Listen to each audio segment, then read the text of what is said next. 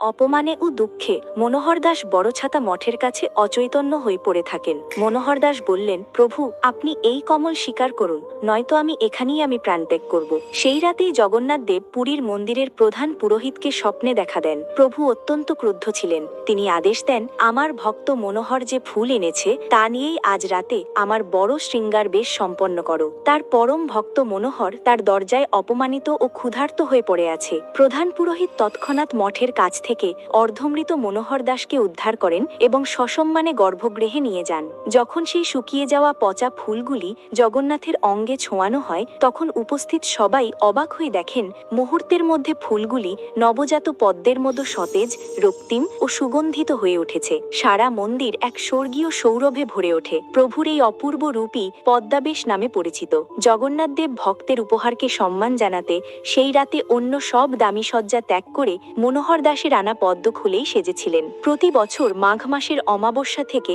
বসন্ত পঞ্চমী পর্যন্ত যে কোনো বুধবার বা শনিবার এই বেশ অনুষ্ঠিত হয়। এই বেশে জগন্নাথ, বলভদ্র এবং সুভদ্রাকে প্রচুর পদ্মফুল এবং পদ্মের নকশা করা বিশেষ পোশাকে সাজানো হয়। মুখমণ্ডলে পদ্মের পাপড়ির মতো চক্রাকার সজ্জা থাকে। এই রাতে ভক্ত মনোহর দাসের স্মৃতিতে মন্দির থেকে বিশেষ পদ্মকেশরী ক্ষীর নিবেদন করা হয়। জগন্নাথ দেব শুধুমাত্র ভক্তের ভক্তি ও নিষ্ঠা দেখেন, নিবেদিত দ্রব্যের বাহ্যিক রূপ বা মূল্য নয়। যদি সত্যিই জগন্নাথের উপর বিশ্বাস থাকে, তাহলে ভিডিওটি লাইক ও চ্যানেলটি সাবস্ক্রাইব করুন আর কমেন্টে লিখুন, জয় জগন্নাথ।